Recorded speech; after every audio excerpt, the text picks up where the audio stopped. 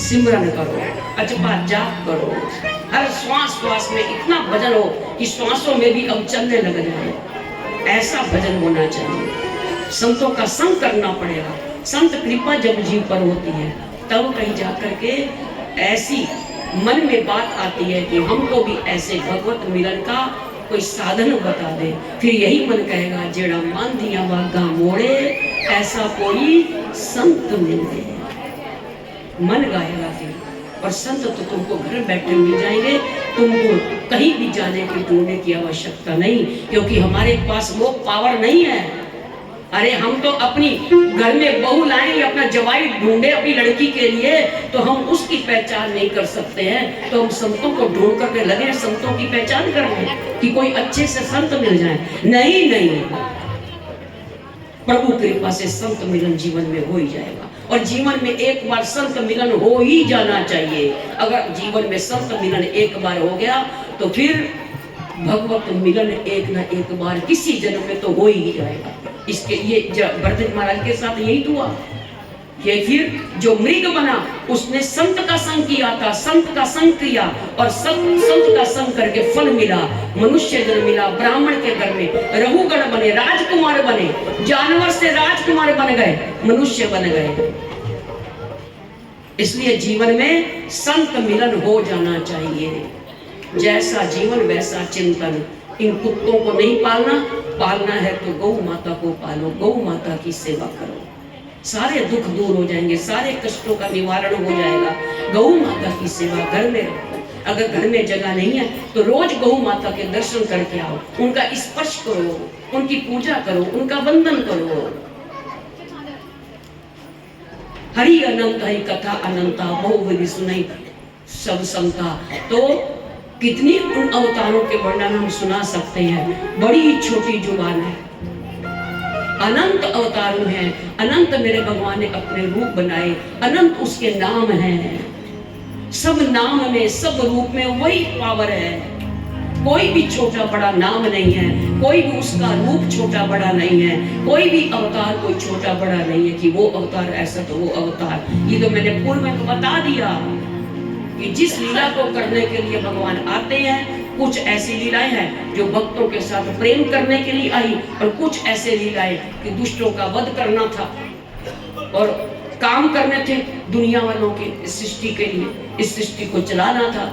तो भगवान ने अपने भक्तों के भाव के अनुसार भिन्न भिन्न रूप बनाए हैं। अनंत उसने रूप बना लिए, अनंत उसके नाम हो गए। तो इसीलिए जो प्रभु का नाम आपको अच्छा लगता है उस नाम का जप करो, उन्हीं के उसी रूप के दर्शन करो, मन ही मन भावना में कल्पना में उस रूप के रोज तुम दर्शन करो, उनके चिंतन करो। और जो ये कथा हमको सिखा रही है, जो ये वचन बताए जा रहे हैं, संतों की वाणियां आपको समझाई जा रही हैं, उन वाणियों के अनुसार अपने जीवन को बनाओ, तुम पवित्र बनो। आज सफाई तो बहुत है, स्वच्छता बहुत है, लेकिन पवित्रता नहीं है। पवित्रता और स्वच्छता में अलग अलग भिन्न है दोनों शब्द, दोनों काम भिन्न है। अब इसका विस्तार नहीं करूंगी, आगे बढ़ना है। पवित्रता का भी ध्यान रखिए। यहाँ देखो मंदिर है, क्या आप लोगों को पता नहीं जब मंदिर में आगे पाइप लगे हैं तो किसने लगे हैं? अंदर गर्भगृह तक नहीं जाते, प्रवेश हर किसी का नहीं है, बस जिसकी ड्यूटी है जिस पुजारी की वही अंदर जाए, हर किसी का कोई अधिकार अंदर जाने का नहीं है। लेकिन हम देख रहे हैं अंदर लोग चले जाते हैं, प्याज भी खा रहे हैं, लहसुन भी खा रहे हैं, कपड़े भी गंदे हैं, बाथरूम भी गए होंगे, शौच भी गए होंगे। कहाँ तुम पवित्र हो? पवित्रता को तो ध्यान ही रख रहे हो, पवित्र हो नहीं। क्रीम पाउडर लगा करके पवित्र नहीं माना जाता।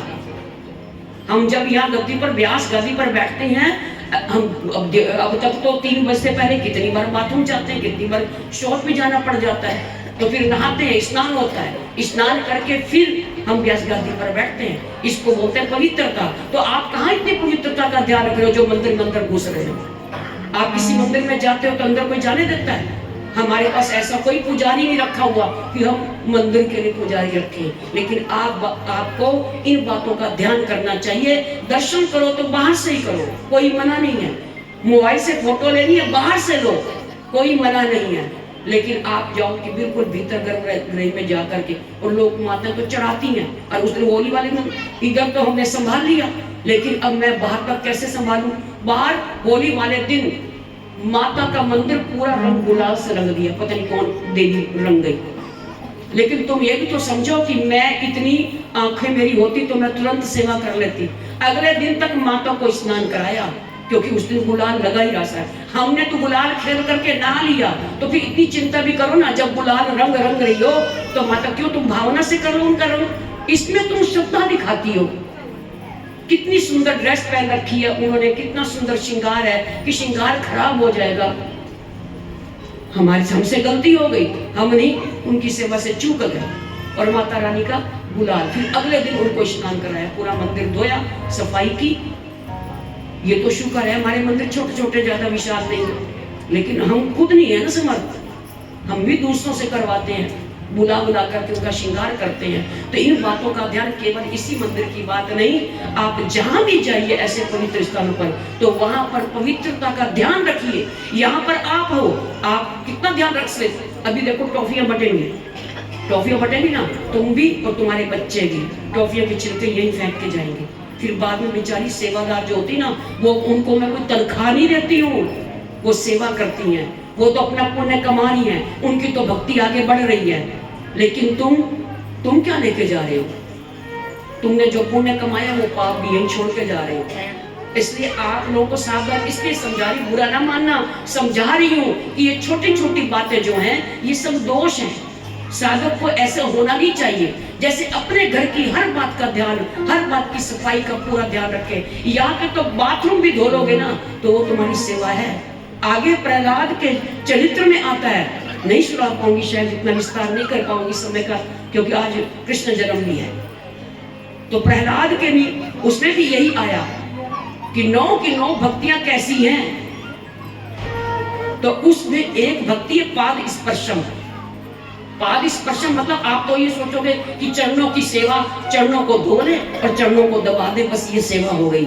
नहीं, उसमें सेवा क्या है? झाड़ू लगाना भी सेवा है, मंदिर के बर्तन साफ करने की भी सेवा है, यहाँ की धुलाई भी सेवा है। मतलब यहाँ पर मंदिर गुरुद्वारों में जब तुम जाओगे, वो सारी पाद स्पर्शम, पाद सेवन, वो केवल चरणों की बात वहां पर नहीं है, सारी सेवा है। इसके अंदर तुम आ गए तो सारी सेवा भगवान की ही सेवा है।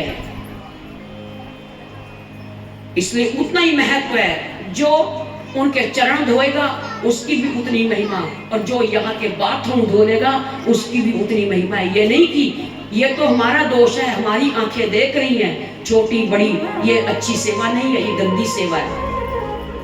आप जाओ गुरुद्वारों में, सिखों की देखो कितनी सेवा है, कितना भाव है। 1-1 करोड़ की गाड़ी पर बैठी होती हैं स्त्रियां, और वो स्त्रियां जब इतने सुंदर सुंदर सूट पहन करके गुरुद्वारा से उतरती, स्वयं हमने देखा हुआ है। और जितनी भी संगत आई हुई होती है ना, वो स्त्रियां इतनी सुंदर सुंदर चुन्नियां ओढ़ी होती हैं, सिर पे चुन्नी धारण की होती है, और सारी संगत की जितने जूते चप्पल होती है ना, अपनी चुन्नी उतार करके उनको साफ करती हैं। देखो तो सेवा देखनी है तो सिखों के गुरुद्वारे में जाकर के देखो। इसलिए इन सब बातों का आप लोग ध्यान दीजिए, केवल भजन नाम जप नहीं, इन सब के साथ 64 प्रकार की भक्ति है। लेकिन आप लोग तो 9 तक नहीं पहुंचे, 9 भक्ति तक नहीं पहुंचे, आगे कैसे पहुंचोगे? लेकिन आगे तभी पहुंचोगे जब आप बार बार सत्संग सुनोगे। ये नहीं कि साल के बाद भागवत जी होती है तभी दिखते हो, उसके बाद फिर दिखते ही नहीं। कार्तिक में भी हमारा पूरा जोर होता है, आलीशान कथा कीर्तन चलता है। सुबह 5 बजे से लेके 6:15 साढ़े 6 बजे तक सत्संग चलता है, भागवत कथा भी चलती है, चाय आदि का लंगर भी होता है हर रोज पूरा महीना। और आप लोग आया करो, जिनको नहीं पता मैं बता रही हूँ, कार्तिक महीने में हमारा 5 बजे से लेकर के 6:30 बजे तक, और बड़े गजब का ये हमारा सत्संग होता है। और सब भक्तजन आप लोग यहाँ पर पहुँचते हो। कुछ लोग जो नहीं आते, जो नहीं पता, तो हम आपको बता रहे हैं यहाँ पर आया करो, आपको हर रोज उसमें भी सत्संग मिला करेगा। और मैं तो ये भी चाहती हूँ कि अगर आप लोग सहयोग करो, देखो तन की सेवा, मन की सेवा, धन की सेवा, इन सब की आवश्यकता है।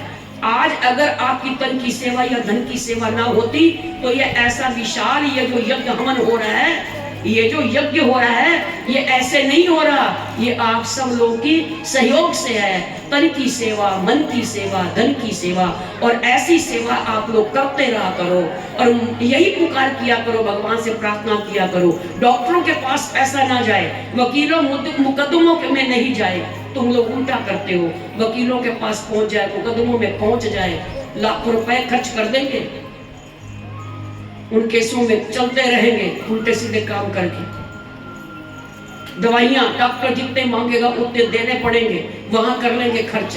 लेकिन जब कथा के लिए बेचारी जब ये जाती है ना, तो कैसे कैसे आप लोग कितने, कुछ लोग सब ऐसे नहीं होते, लेकिन कुछ की जगह ऐसे होता है कि मुंह ही बना होता है। कोई तो बड़ी मुंह बना के 5 रुपए थैली में डाल के जाती है, 5 रुपए, ठीक है, उस 5 रुपए को भी हम सम्मान करते हैं, लेकिन यहाँ पर इतने जो विशाल कार्य होते हैं ये सबके सहयोग से होते हैं, इसलिए आप लोग सहयोग दीजिए। और ये सहयोग आस पास के आप सब लोग हैं, आप आस पास के हैं, और ये आश्रम आपके लिए है, हम नहीं है, हमारे बाद कोई और आ जाएगा। इस आश्रम को आपने अगर विशाल देखना चाहते हो, इस आश्रम से आप लोग कुछ पाना चाहते हो, कुछ सीखना चाहते हो, हर जगह आपको सीखने को नहीं मिलेगा। हर मंदिर गुरुद्वार में तुम जाते हो, वहां पर तुम ठाकुर जी के दर्शन तो कर आओगे, लेकिन तुमको सिखाने वाला कोई नहीं होगा। और यहाँ पर हम एक एक कोई भी आ जाए, हमारी कोशिश ये होती है कि हम इनको कुछ सिखा करके भेजें, इनको कुछ बता करके भेजें, क्योंकि एक बार नहीं कई बार पूज्य श्री महाराज जी ने ये फरमाई ये बात, ताकि इस गेट के अंदर कोई आ गया देर सवेर उसके ऊपर कृपा होगी होगी होगी। ये पूज्य श्री महाराज जी के वचन है। और यहाँ पर अनेकों महापुरुषों ने भी यहाँ पर आए जो दिव्य लोकों के थे, कितनी बार आए, और ये अनुभव कई बार हमको महाराज जी ने बताए। तो ये धरती कुछ साधारण नहीं है, ये भी वृंदावन है, पहले से इसका नाम वृंदावन आश्रम है, इसलिए आप लोग सहयोग कीजिए। अब देखो मंदिर हमारे बिल्कुल छोटे छोटे हैं, और वैसे भी वो मंदिर सब चटक गया, उधर राधा नाम मंदिर धीरे धीरे चटकता जा रहा है, क्योंकि बरसात होती है तो नींव में पानी पड़ जाता है।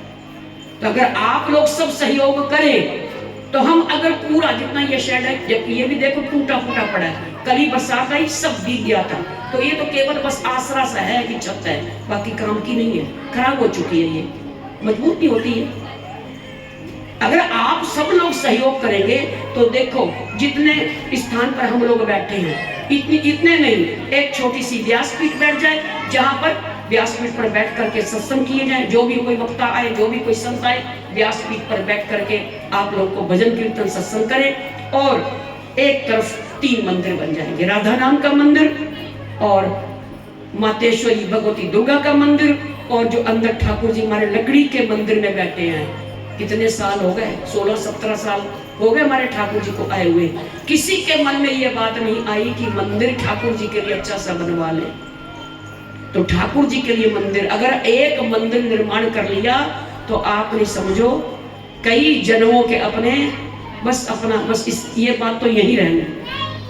बहुत महिमा है मंदिर निर्माण की, और हम एक से नहीं कह रहे, निवेदन आप सब लोगों से कर रहे हैं, आप सब लोग मिलजुल करके, वैसे तो एक सब पूरा हॉल बन जाना चाहिए, लंटर पड़ जाना चाहिए, और इतना नहीं भी हम कर सकते, चलो कोई बात नहीं, धीरे धीरे बढ़ेंगे, तो कोई बात नहीं, हम इतना मंच तैयार बरामदा सा बन जाए और उसके अंदर एक मंच तैयार हो जाए और 3 मंदिर। हनुमान जी आ चुके हैं और वहां स्थापित ही नहीं हो रहे हैं, मुझको ऐसा लगता है कि हनुमान जी इधर ही मंदिर बनवा के रहे, इकट्ठे रहेंगे, अलग अलग नहीं।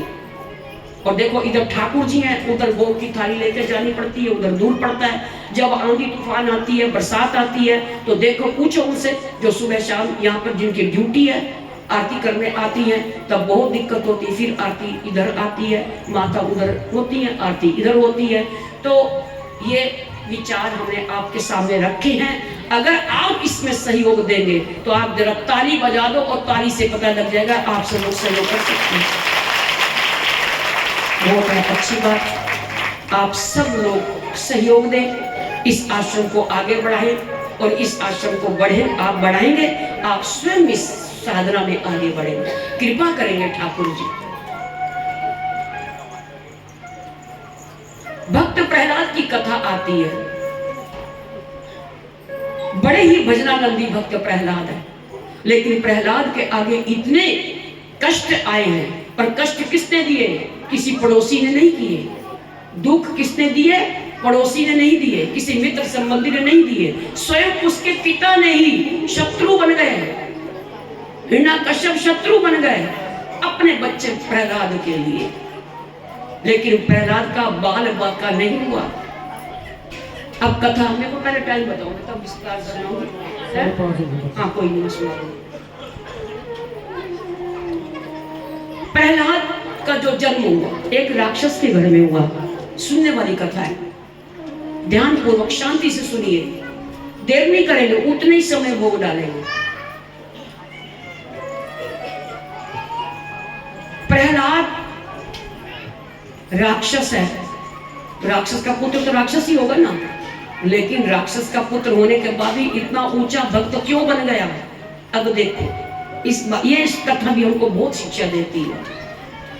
आज हमारी संतानें अच्छी क्यों नहीं है?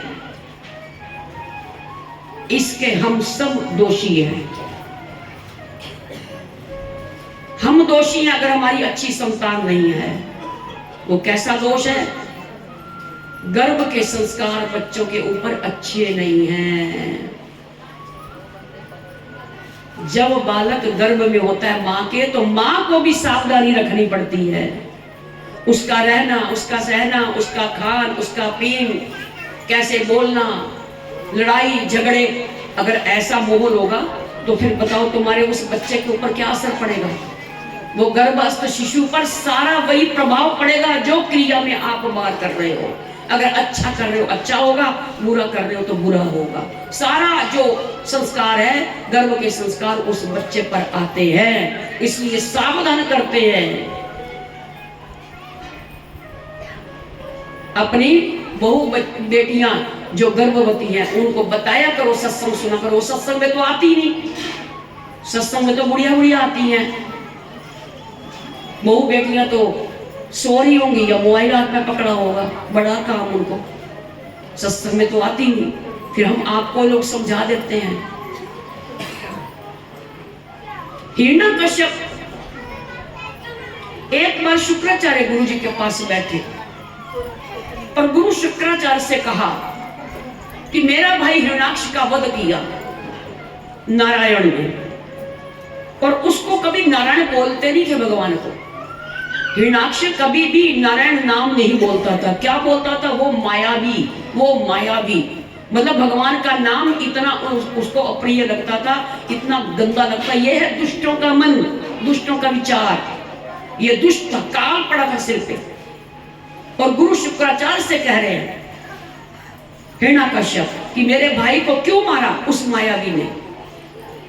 तो बताई जो आपको कथा कल सुनाई थी, सूअर के रूप में जब भगवान आए पृथ्वी की स्थापना करने के लिए, हिरण्याक्ष का वध किया। तो हिरण्याकश्यप पूछ रहे हैं गुरु जी से कि अब मैं बदला उतारूंगा, उस मायावी से बदला लूंगा अपने भाई का। मेरे भाई को उसने मारा क्यों है उस मायावी ने? तो पहले तो गुरु जी ने मना किया, शुक्राचार्य ने, कि तुम नारायण को नहीं मार सकते, कोई भी नारायण को मार नहीं सकता। जैसे परसों आप लोगों को विदुर जी की बात बताई और दुर्योधन अपने सैनिकों से कह रहा है ठाकुर जी को, इसको कन्हैया को तो घेर लो और इसको मार डालो। ये मर गए तो पांचों पांडव तो अपने आप ही मर जाएंगे।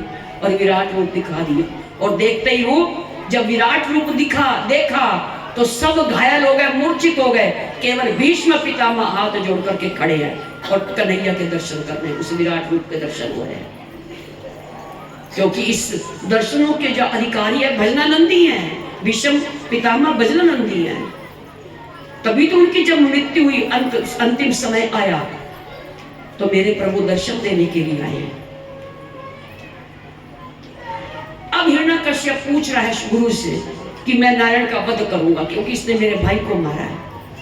पहले तो रोका, कहते नहीं गुरुजी उपदेश ना दो, बताओ मैं क्या करूं, इसका कोई उपाय बताओ।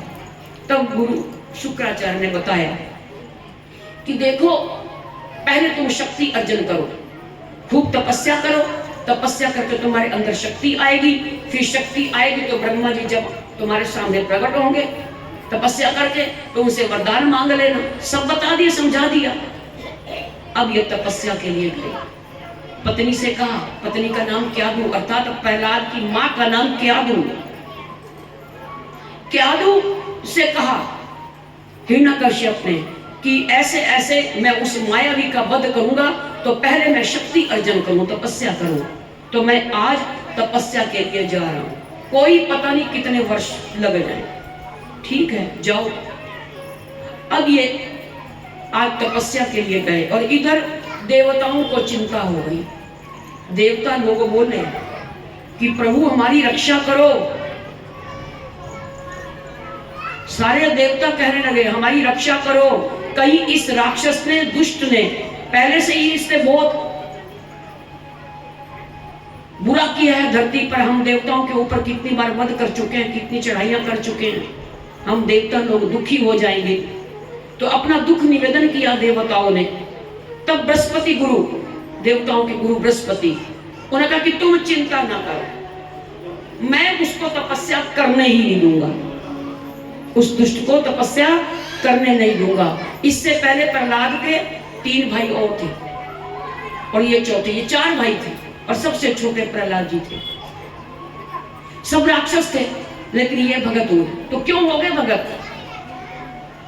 इतनी भक्ति, इतना नाम का प्रताप, भक्ति का चमत्कार कि दुष्ट पिता था, उस पिता को भी भगवान ने दर्शन दिए, उसके पिता को भी भगवान ने अपनी गोद में बिठा लिया। ऐसा भक्ति में बल आया। इसलिए बार बार आपसे कहते हैं कुछ और हो ना हो दुनिया की वस्तु हमारे पास, लेकिन भक्ति होनी चाहिए, जीवन में भक्ति आनी चाहिए। जरूर प्रभु का नाम जप कीजिए, बस यही भक्ति है। सत्संग और नाम, इन 2 बातों को पकड़ना है और पकड़े रखो, चलते रहो, निरंतर बढ़ाते चलो। और जो बातें समझाई जा रही हैं उसके अनुसार अपने जीवन को, अपने स्वभाव को, अपने विचार को, अपने आहार को बनाते रहो, धीरे धीरे आगे बढ़ते रहोगे। अब जब तपस्या के लिए हिरण्यकश्यप गए जंगल में, जिस पेड़ के नीचे बैठे, अभी बैठे नहीं, अभी आसन ही लगाया, थोड़ी देर के लिए अभी बैठे हैं, अब बैठते ही थोड़ी ध्यान लग जाएगा।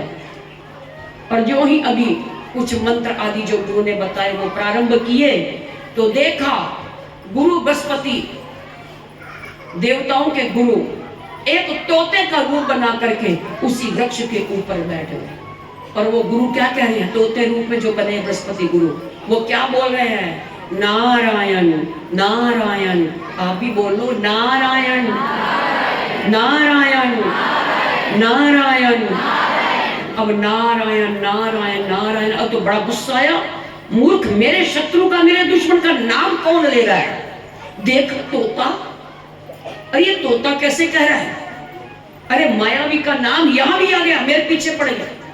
इस पेड़ पे नहीं बैठूंगा, अगले पेड़ के नीचे बैठ जाऊंगा। अब अगले पेड़ के नीचे जाकर के आसन लगाया। अब वहां पर अभी शुरुआत ही की, फिर वहां पर वो तोता उड़ करके वहां पहुंच गया। वो साधारण तोता तो था नहीं, गुरुजी थे, बृहस्पति गुरु थे देवताओं के। तो वहां पर भी फिर वही ध्वनि नारायण नारायण नारायण। अब तो नारायण नारायण का कीर्तन होने लग गया। हरि नारायण नारायण नारायण बोल हरि नारायण नारायण बोल हरि नारायण नारायण नारायण बोल हरि नारायण नारायण नारायण बोल हरि। अब पहले नारायण हो रहा था, अब हरि नारायण हो रहा है। अब तो और चिल्ला के बोला, अरे भाई मेरी तपस्या में क्यों व्यवधान डाला जा रहा है? ऐसे तो कितने ही वृक्षों में अपनी जगह बनाई, स्थान बनाया, आसन लगाया, और जहां बैठता बस फिर वही व्यवधान। अब देखो, अब उसको वो अवशुगुन मान रहा है। हम जो प्रभु के नाम को शगुन मान रहे हैं, और ये दुष्ट उस नारायण नाम का अवशगुन मान रहा है कि मेरा अवशगुन हो रहा है। मैं तपस्या करूंगा, तपस्या करने से पहले मेरे दुश्मन का नाम लिया जा रहा है। आज मैं घर वापस जाता हूँ, कल करूंगा फिर तपस्या शुरू। आज मुहूर्त ठीक नहीं हुआ, अवशगुन हो गया है। हम लोग तो अवशगुन कहते हैं, बिल्ली रास्ता काट गई, किसी ने छींक दे दी, हम कहते हैं वो हमारा अवशगुन हो गया। लेकिन यहाँ पर नारायण नाम बोल रहे हैं तो हिरण्यकश्यप के लिए अवशगुन हो गया। कितने वृक्षों के नीचे बैठा तो उसका अवशगुन हो रहा है। पापियों की यही स्थिति है, पापियों का मन ही ऐसा होता है, ये पापी मन है। घर पहुंच गए। क्यादू ने देखा, पतिदेव क्या आपको शक्ति अर्जन कर ली? अभी तो 2 घंटे भी नहीं हुए आपको गए हुए, वापस क्यों आ गए? अब वो हिरण्यकश्यप अपनी पत्नी क्यादू से कह रहा है कि देवी, मैं जब भी तप करने के लिए बैठा, आसन लगा करके कई पेड़ों के नीचे बैठा, और वहां पर एक तोता आया, और वो तोता नारायण नारायण नारायण ऐसे बोल रहा। क्यादू बड़ी प्रसन्न हुई, शुक्र है आज मेरे पति के मुख से नारायण नाम, तो हर समय मायावी कहता है, गाली देता है, लेकिन नारायण नाम वो तो बताने के लिए शुद्ध बोल रहा है नारायण नाम। अब क्यादू ने क्या किया? आज बड़ी प्रसन्न है क्यादू, क्यों? क्योंकि मेरे पति के मुख से नारायण नाम आ गया है, निकल गया, गलती से धोखे से निकल गया। अब तो क्यादू बार बार कहे, पति देव सच्ची में वो तोता क्या बोल रहा था? कुछ और बोल रहा होगा, वो तोता ही था ना? करे हाँ तोता था। देवी फिर क्या बोल रहा था? मैं ध्यान से सुना नहीं। देवी मैं बता तो रहा हूँ, वो तो बड़े प्यार से नारायण ना।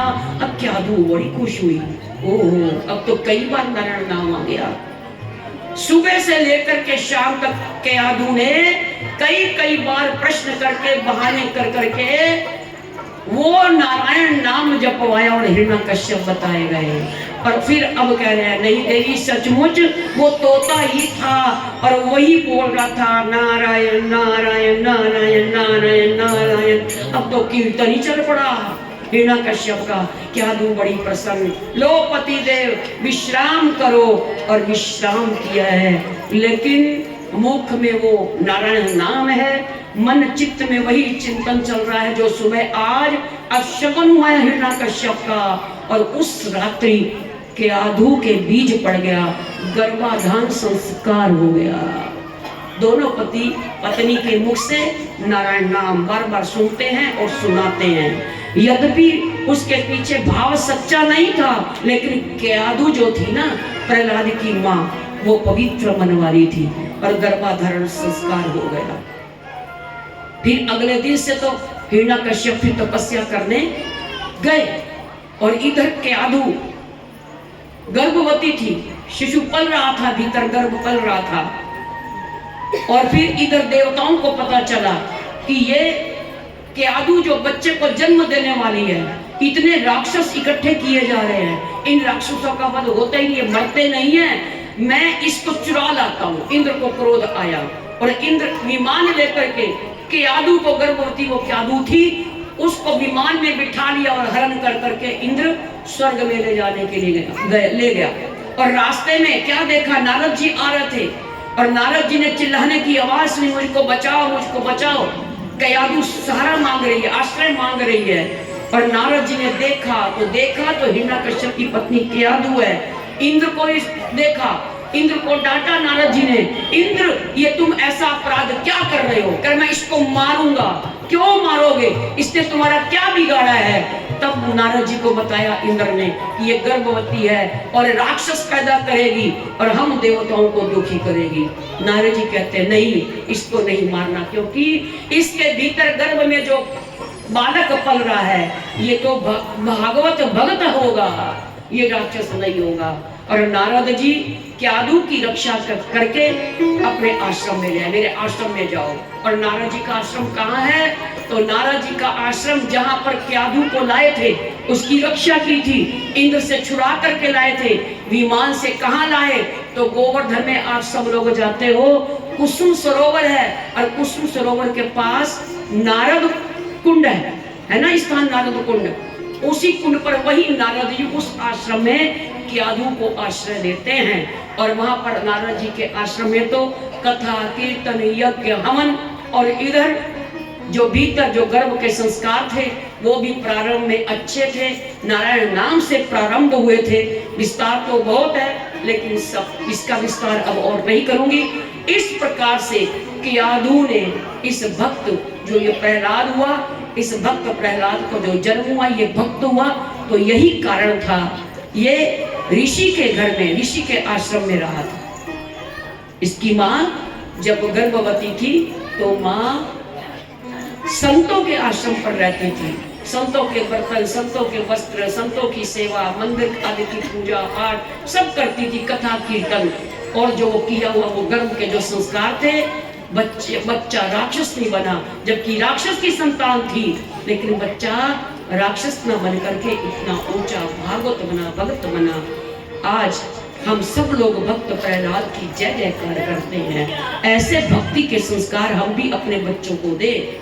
ये चमत्कार सचमुच हम सब लोग देखते हैं, लेकिन इस चमत्कार को नमस्कार नहीं करते। इस चमत्कार को हम अपने जीवन में अनुभूति नहीं लाते, अच्छे काम नहीं करते। सड़ू सड़ू सड़ू सड़ू घर में दिरानी ठानी की खटपट, सास नंद की खटपट, सब यही चलता है। तो वहां पर तुम्हारे बच्चे के बीच जो भीतर तुम्हारे पल रहा है, उसके भीतर भी तो वही आएंगे। और वो छोटा सा बच्चा जब 8-9 महीने का बच्चा होता है ना गोद का, फिर वो क्या कहता है, मैं मारूंगा, मैं मारूंगा, गोली मारूंगा, मैं मारूंगा।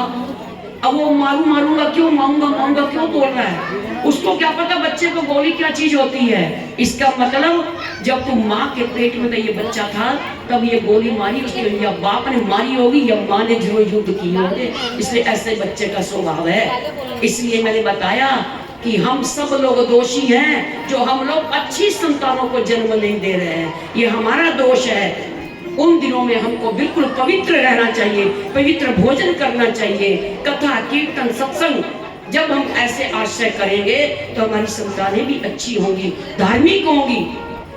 नहीं तो सनातन धर्म का ह्रास हो रहा है। हमारे हिंदू सनातन बच्चे भी कितने बिगड़ चुके हैं, नशा कर रहे हैं, शराब पी रहे हैं, मांस खा रहे हैं, कितने गलत कार्य कर रहे हैं। लड़की लड़कों के चक्कर में पड़े, लड़के लड़कियों के चक्कर में पड़े हैं। क्या तमाशा इस घर में, इस संसार में बन रहा है, इस दुनिया में देख देख के हैरान है। बड़ा दुख होता है, संतों को बहुत दुख होता है।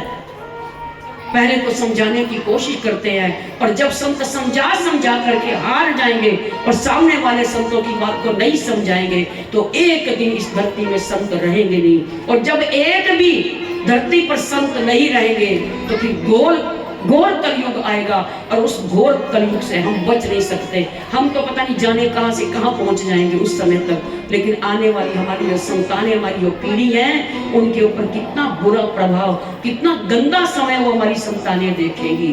इसलिए सावधान हो जाओ। सनातन धर्म की रक्षा करनी है, अपने सनातन धर्मों के ग्रंथों के अनुसार अपने जीवन को बनाओ। अब ये प्रहलाद जन्म के संस्कार थे, नारायण नारायण का जप करता था, और हरि नारायण। हिरण्यकश्यप ने कई बार सुना कि ये छोटा सा बालक, मेरा बेटा नारायण नारायण मेरे दुश्मन का नाम ले रहा है, जिसके लिए मैंने इतनी तपस्या करके सिद्धि प्राप्त की है। और ब्रह्मा जी से मैंने वरदान प्राप्त कर लिए, मैं कहीं ना मरूं, धरती पर मरूं, ना आकाश में मरूं, ना रात में मरूं, ना दिन में मरूं, 12 महीने में किसी में ना मरूं, ना मुझको कोई इंसान मार सके, ना मैं अस्त्र शस्त्र से मरूं। अनेकों तपस्या करके वरदान ले लिया थे ब्रह्मा जी से। अब ये निश्चिंत थे कि मैं अब अमर हो गया, हिरण्यकश्यप। लेकिन मेरे पुत्र के ऊपर ये क्या हुआ? क्या तू समझा देती पति को, पति देव आप तो तपस्या के लिए चले गए और मैं गर्भवती थी, और वहां पर उस समय जब इंद्र मेरा हरण करके ले गया, नारद जी ने मेरी रक्षा की, और वहां जा करके मेरे भजन कीर्तन सुने, तो उसी का प्रभाव, वही बच्चे के संस्कार हैं। तो इसलिए कोई बात नहीं, अब तुम्हारे माहौल में ये बालक आया है तो धीरे धीरे तुम्हारा ही रंग चढ़ जाएगा। समझा देती, क्या दूं, हिरण्यकश्यप को चुप हो जाते। लेकिन देखा कि ये मानता ही नहीं, मेरे दुश्मन का नाम जप करता है। अरे बेटा, तेरे को पता नहीं, पिता भी भगवान होता है।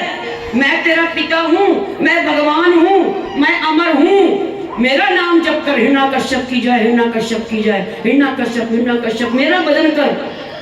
पर प्रहलाद बोलता है, नहीं पिताजी, नारायण नारायण नारायण। अब बेटा छोटा सा और सत्संग सुनाने लग जाता पिताजी को। क्रोध आया हिरण्यकश्यप को, अपने गुरु पुत्रों को बुलाया, षड अमृत को, कि इस बालक को ये नारायण नाम छुड़वाओ। कौन जप करवाता इससे? मुझको लगता है पाठशाला में तुम इसको विद्या, कोई आसुरी विद्या तो सिखा नहीं रहे, और ये देववाणी सीख रहा है। कोई ऐसा क्या है, ये कोई देवता ही आकर के कुछ कर जाता है? कौन सिखाता है? गुरु पुत्रों ने कहा, महाराज हम तो आसुरी विद्या सिखाते हैं, लेकिन ये हमारी बात को मानता ही नहीं है। नहीं, तुमको मैं फांसी में फंदा चढ़ा दूंगा, इस प्रहलाद को नारायण नाम छुड़वाओ। ठीक है, कोशिश करते हैं।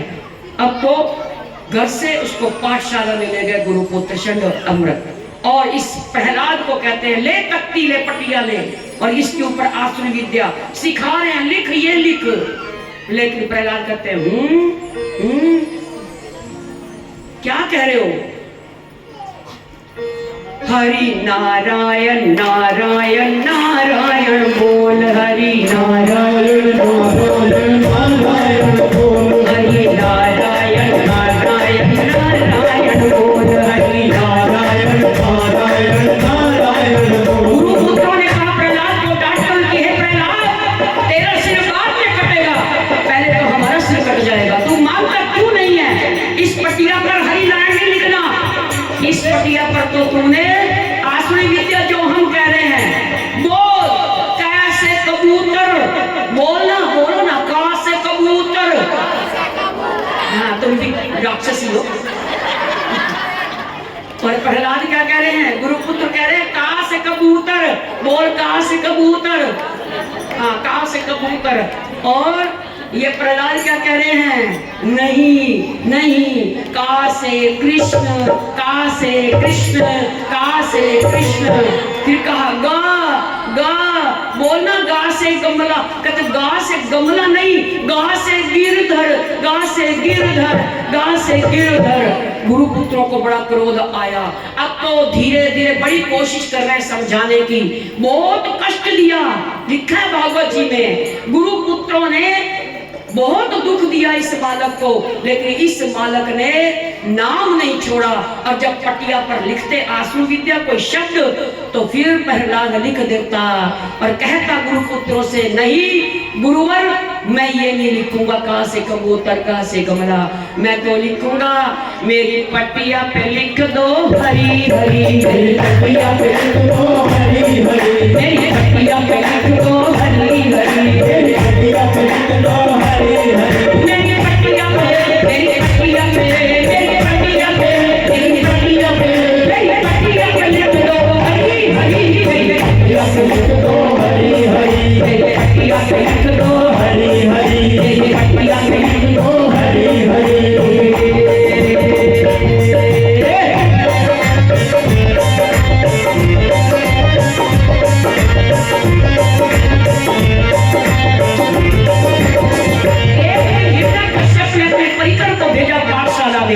कि मेरा पुत्र क्या कहां तक सीख पाया, जरा आज परीक्षा करो। बुलाया, गुरुपुत्रों को साथ में बुलाया और प्रहलाद भी आए। हिरण्यकश्यप से अपनी गोद में बिठा लिया प्रहलाद को, कहा कि बेटा तू क्या सीख के आया है, कौन सा पाठ तूने किया है, सुना है, समझा है। और प्रहलाद कह रहा है, प्रथम भगति संग तन कर संगा, प्रथम भगति तन कर संगा, दूसरी रति मम कथा संगा, दूसरी रति मम कथा संगा। यही पाठ पढ़ा है, 9 प्रकार की भक्तियां हैं और 9 प्रकार की भक्ति करनी चाहिए पिताजी। इस बार हमको ये शरीर मिला, मानव जन्म मिला है, अपने कल्याण करने का अवसर मिला है पिताजी। मैं गुरुपुत्रों से वो पढ़ाई नहीं करता हूँ आसुरी विद्या, मैं तो हर समय प्रभु के नाम की महिमा गाता हूँ और महिमा नाम का गान करता हूँ, उसका कीर्तन करता हूँ। और पिता के सामने ही नाचने लग गया, हरि नारायण नारायण नारायण बोल, हरि नारायण नारायण नारायण बोल, हरि नारायण नारायण नारायण बोल, हरि नारायण नारायण नारायण बोल। नाच करके कीर्तन कर रहा है। अब बताओ, ये छोटा सा बालक है और पिता के दाएं बाएं जल्लाद भी खड़े हैं। जल्लादों को बुलाए कि अगर ये आज मेरी बात को नहीं मानेगा, इसकी गर्दन काट दी जाएगी। लेकिन इस बालक को कोई भय नहीं है। क्यों? क्योंकि जिसके सिर उठते तू स्वामी, उसको कौन सा दुख सता सकता है, जिसके सिर पर उसका हाथ है। इसलिए बार बार कहते हैं, सारा विश्व एक तरफ हो, और भजनानंदी जो प्रभु का नाम जप करता है वो एक तरफ अकेला खड़ा है और सारा विश्व एक तरफ खड़ा है, और उस अकेले का भी बाल बाका नहीं हो सकता। ऐसे ही हुआ भक्त प्रहलाद के पास, इतने चमत्कार देखे हैं, इतना दुख दिया हिरण्यकश्यप ने गुरु पुत्रों ने, गिरी से गिरवाया है, पर्वत से गिराया, जल्लादों से सिर कटवाया। और सिर कैसे कटता था? सिर तलवार काटी पीछे से भोंकी है और आगे सब तलवार होकर के सिर जुड़ जाता। ऐसे त्रिशूल भाले भोंके, पीछे कमर से भोंकी कमर में और आगे पेट में, पार हो गया, लेकिन कुछ भी नहीं बिगड़ा। इतने यत्न किए हैं प्रहलाद को मारने के लिए हिरण्यकश्यप ने, लेकिन प्रहलाद जीवित है और नाच नाच करके हरि नारायण हरि नारायण हरि नारायण का कीर्तन कर रहा है। बड़ा परेशान हिरण्यकश्यप, और बालक से कहा कि यदि मरता नहीं अब क्या करूं? एक बार तो कहे मां से, उसकी मां जो क्यादू है उस क्यादू से विष दिलवाया प्रहलाद को, तब भी वो नहीं मरा। एक बार तो अंत में कहा कि इसको कोई रोटी खाना पीना नहीं देना, काल कोठरी में बंद कर दो। 1 महीने तक काल कोठरी में बंद कर दिया, और उस कोठरी के चारों तरफ जल्लाद खड़े हैं, दुश्मन खड़े हैं, सिपाही खड़े हैं कि कोई प्रहलाद की रक्षा ना करे। लेकिन वहां भी देखा, 1 महीने के बाद उस कोठरी का दरवाजा खोला। हिरण्यकश्यप ने सोचा अब तो उस मूर्ख की हड्डियां ही होंगी, देखूं। लेकिन देखा, दरवाजा खोला तो प्रहलाद नृत्य कर रहा है, हरि नारायण नारायण नारायण बोल, हरि नारायण नारायण नारायण बोल, हरि नारायण नारायण नारायण बोल, हरि नारायण।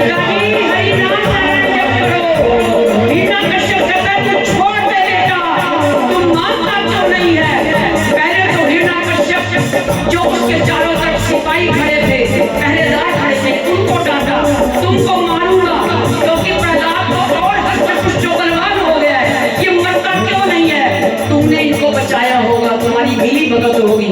लेकिन सारे द्वार पर कहते हैं नहीं महाराज, हम चारों तरफ दिन रात खड़े हैं, कोई भी इस एक मक्खी और मच्छर तक भी यहाँ पर नहीं आए हैं। इस बालक की रक्षा किसी ने भी नहीं की है, पता नहीं ये क्यों नहीं मरता है।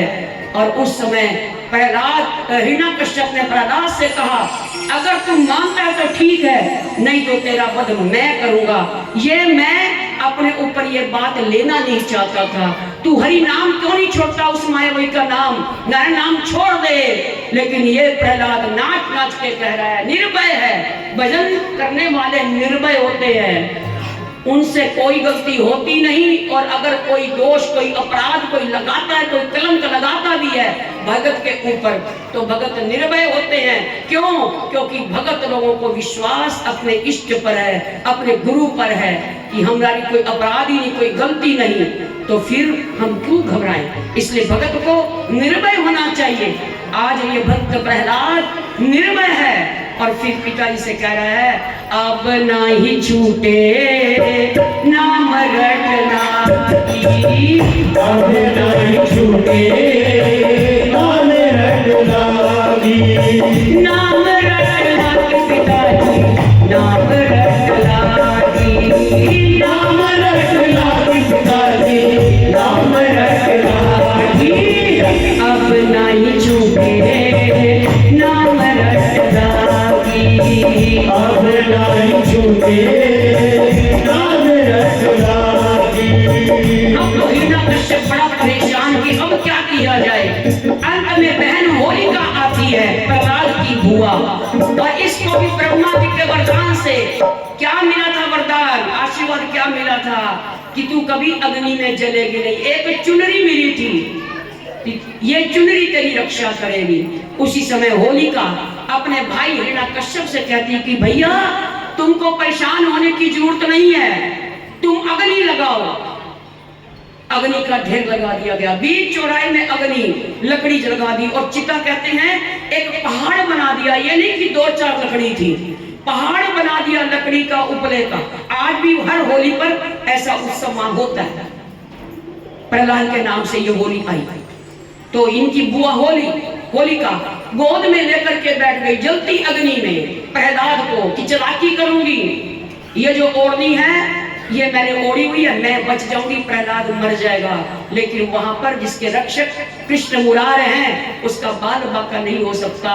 अब तो गोदी में प्रहलाद बैठे हैं और हरि नारायण का कीर्तन हो रहा है। चारों तरफ कोई शत्रु होते हैं, कोई मित्र होते हैं। जो प्रहलाद के अनुयायी थे, प्रहलाद की तरफ के थे, वो उनकी आंखों में झरझर आंसू, सब बुराई कर रहे हैं। हाय बाप कैसा है, ये राक्षस है और इसको जरा भी दया अपने छोटे से बालक पर नहीं आती है, रो रहे हैं। और इधर हिरण्यकश्यप के जो सैनिक थे वो तो बिल्कुल बस खड़े हैं, चारों तरफ रक्षा कर रहे हैं कि कोई कुछ हो ना जाए, अनहोनी कुछ ना हो जाए, ये प्रहलाद बचना नहीं चाहिए। पूरी सावधानी है हिरण्यकश्यप की। और होलिका गोद में लेकर के प्रहलाद को बैठी है। देखते ही देखते अग्नि भड़क गई और कीर्तन की आवाज आ रही है, हरि नारायण हरि नारायण हरि नारायण। हरि नारायण नाम का कीर्तन प्रहलाद कर रहे हैं। और जो होलिका थी, वो जो चुनरी थी, वो चुनरी प्रहलाद के ऊपर आ जाती है और होलिका धू धू करके जलने लगी, चीखने लगी।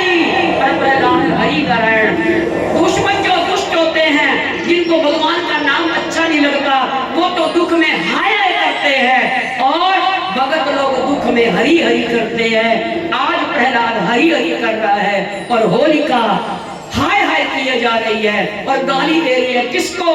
ब्रह्मा जी को। ब्रह्मा झूठा, ब्रह्मा झूठा, ब्रह्मा झूठा, ब्रह्मा झूठा।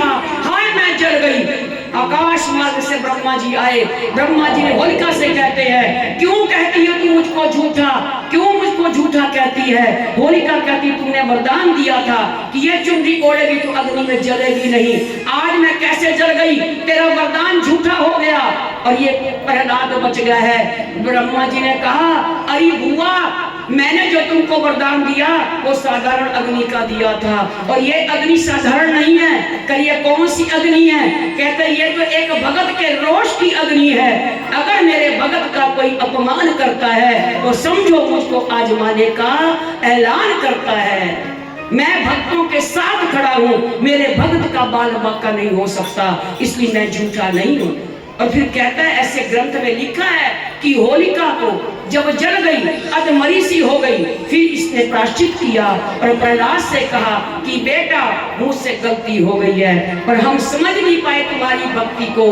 अब मुझको ऐसी घृणा की दृष्टि से दुनिया देखेगी, हाय मेरे साथ इतना बुरा हुआ। तो भक्त का स्वभाव तो दया वाला होता है। संत तो दया ही करते, कृपालु होते संत, दयालु कृपालु। तो भगत प्रहलाद ने अपनी बुआ से कहा कि नहीं बुआ, तुम चिंता ना करो, तुमको भगवान का धाम मिलेगा, क्योंकि एक भगत का नाम जप करने वाले का संग किया है तुमने, और ये जो तुमसे अपराध हुआ ये तुम्हारा शमन हो जाएगा। आने वाली दुनिया तुमको कैसे याद करेगी? तो कैसे याद किया? हम लोग अब भी करते, जो त्योहार अभी निकला 15 दिन पहले, होली का उत्सव। जो होली मनाते हैं, हमारे हिंदू धर्म में, सनातन धर्म में सबसे बड़ा उत्सव, सबसे पहला त्योहार होली का मनाया और ये सतयुग से चला आ रहा है होली का। ये दीपावली आदि तो ये सब बाद में आई, लेकिन सबसे बड़ा उत्सव जो होली का है, ये हमारे हिंदुस्तान में, हमारे भारत में सबसे पहले आया सतयुग में, जब ये भक्त प्रहलाद की रक्षा की है। इस होली उत्सव में भक्त प्रहलाद की जय जयकार की है और दूर दूर करके बुआ का तो प्राणांत हो गया। और प्रहलाद ने क्या बुआ से कहा कि बुआ, आने वाले समय में रंगों की होली खेली जाएगी और तेरे नाम से ये उत्सव मनाया जाएगा। तुम्हारा नाम होलिका है और इस उत्सव का नाम होली होगा। और प्राणांत हो गया। ये तो भगवान के धाम चली गई, क्योंकि भगत ने कृपा कर दी प्रहलाद ने। और इधर पता चला क्या हुआ, सुबह हुई, शाम के 6, 6:30 बजे अग्नि लगी थी और ढेर था अग्नि का। अब तो प्रहलाद के जो मित्र थे, जो उनके अनुयायी थे, वो बड़ा रो रहे थे, बड़े परेशान थे। अगले दिन उन्होंने कहा कि बालक था, बेचारे को गंगा जी की अस्थियां भी नहीं पहुंची, तो कम से कम इस राख को हटा करके देख तो लो, अस्थियां तो उसकी ढूंढ ही लो। रोते रोते सारे फावड़े लेकर के जो राख का ढेर था, उस राख के ढेर को हटाते गए, हटाते गए, हटाते गए और हटाते हटाते देखा तो ये छोटा सा बालक कह रहा है, हरि नारायण हरि नारायण हरि नारायण।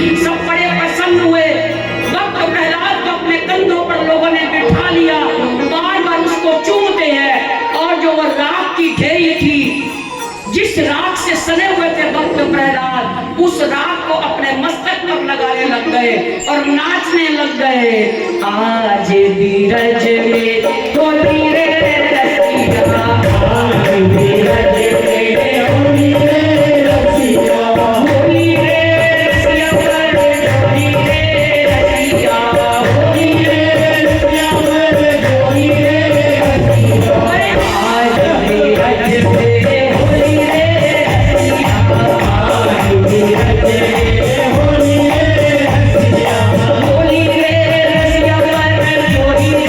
रे रसिया, होली रे रसिया, होली रे रसिया, होली रे रसिया। आज बीरज में होली रे रसिया, आज बीरज में होली रे रसिया।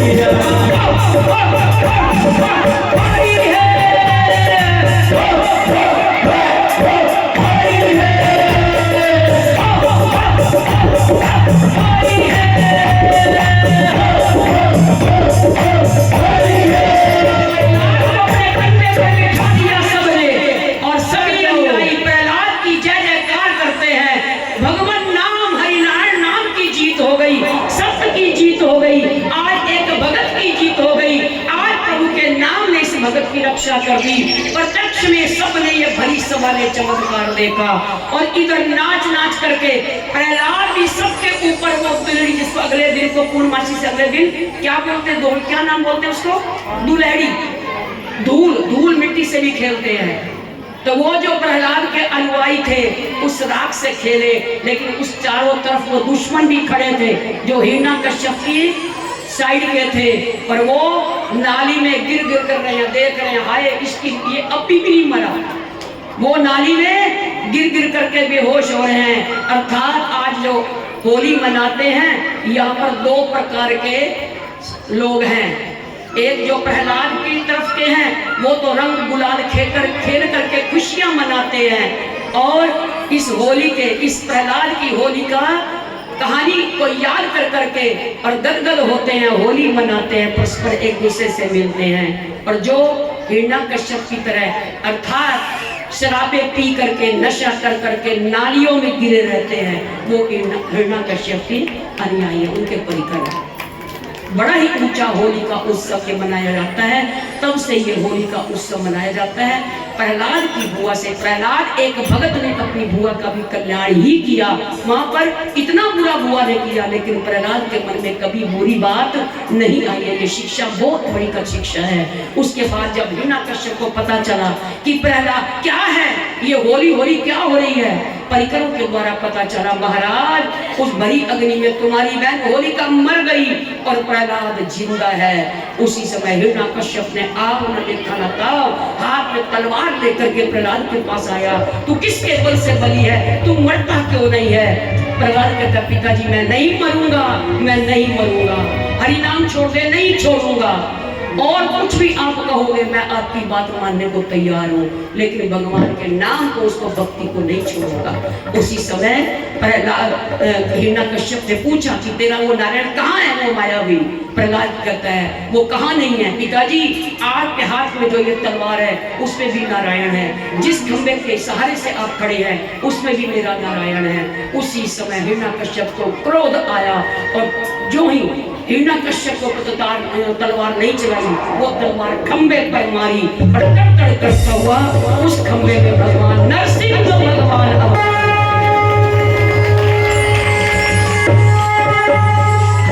आगे की कथा आप सब लोग जानते हैं, पुराना इतिहास है, लेकिन जो बात मैंने आज तक नहीं सुनाई मंच पर, तो आप लोगों को नई से नई बात जो जो ग्रंथों में पढ़ी सुनी, महापुरुषों से सुनी, उनको बताने का प्रयास यहाँ पर किया जा रहा है। समय इजाजत नहीं देता, आओ चलते हैं अगली लीला में। भगवान श्री कृष्ण का जन्म, यहाँ पर भी कंस के अत्याचारों से पृथ्वी दुखी हो गई है। अब देखो यहाँ पर वसुदेव देवकी के यहाँ 6 पुत्र हुए हैं। 7वां बलराम शेषनाग, जिनका संकर्षण रोहिणी के गर्भ में हो चला गया। 6 बच्चों की हत्या पत्थर पर पटक देता था कंस अपनी बहन के बच्चों को, देवकी के बच्चों को। वसुदेव देवकी नहीं घबराए, रोते तो थे संतान आखिर उनके सामने मर रही है, जन्म दिया और जन्म लेते ही बच्चों को चित्रा चित्रा कर देते थे कंस। बड़े अत्याचारी है कंस हुआ, पर इतने अत्याचार होने के बाद भी वसुदेव देवकी की भक्ति पक्की है, मजबूत है, भक्ति नहीं छोड़ी, धर्म को नहीं छोड़ा। और हम छोटी सी भी भक्ति में हमारा कोई बुरा कर दे तो हम सब भक्ति भी छोड़ देते हैं, लोगों से जो हमारा बुरा कर रहे हैं उनसे बोलना भी छोड़ देते हैं। और इन कथाओं से देखो कि वसुदेव देव की कितना इनका विशाल हृदय है, ये पता चलता है। इन अत्याचारों को धरती मां नहीं सहन कर पाई है, लेकिन भगत वसुदेव और देवकी इस दुख को सह गए हैं। और इस प्रकार से पृथ्वी गौ का रूप धारण करके सब देवताओं के साथ क्षीर सागर में भगवान से प्रार्थना करने के लिए गए हैं कि प्रभु अब इस निर्दोष बालकों की हत्या इस धरती पर हो रही है, अब ये दुख हमसे सहा नहीं जाता है। जागो जागो दीन बंधु जागिए, कृपा सिंधु जागिए, दीन बंधु जागिए, कृपा सिंधु जागिए, जागिए या आप यूं सोच रहे थे, हम पे अन्याय की होते रहे थे, या आप रोते रहे थे। दीन बंधु जागिए, कृपा सिंधु जागिए, दीन बंधु जागिए, कृपा सिंधु जागिए।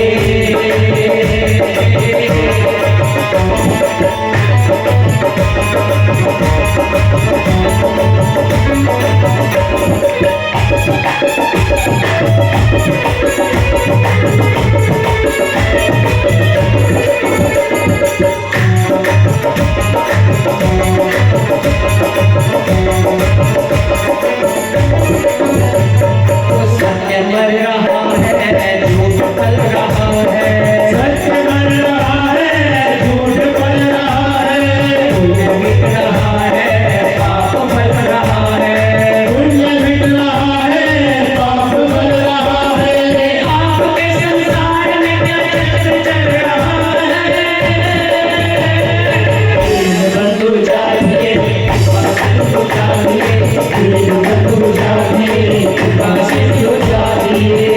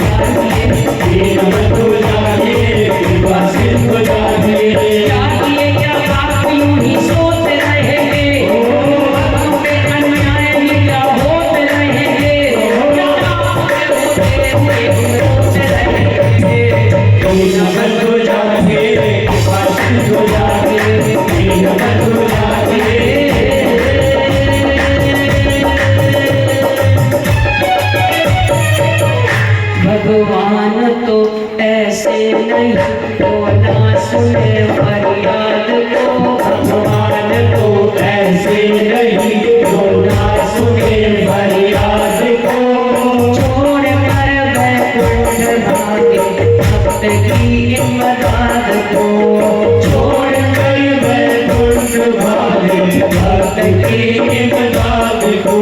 मेरे राम तो ऐसे नहीं जो ना सुने फरियाद को, छोड़ कर वैकुंठ भागे भक्त की इमदाद को।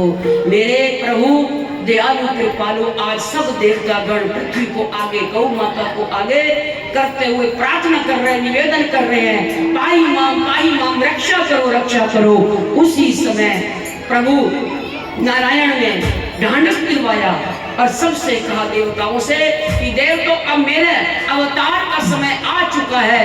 मैं मथुरा में जेल में वसुदेव देवकी के यहाँ आऊंगा और मेरा पालन नंद गांव में नंद यशोदा के आंगन में होगा। सब बात बताई और इस दिन एक दो अवतार तो प्रसिद्ध हैं कि एक माया और एक मायापति। भगवान स्वयं कह रहे हैं कि मैं देवकी के यहाँ मायापति आऊंगा और यशोदा के यहाँ मैं कन्या जो होगी वो योग माया होगी।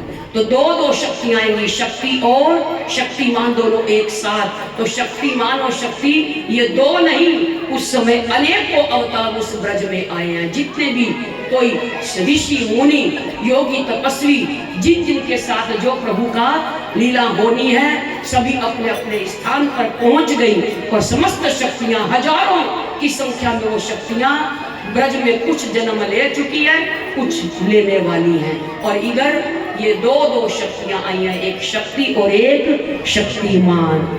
एक रात में दो दो जन्म हुए, एक रात में दो दो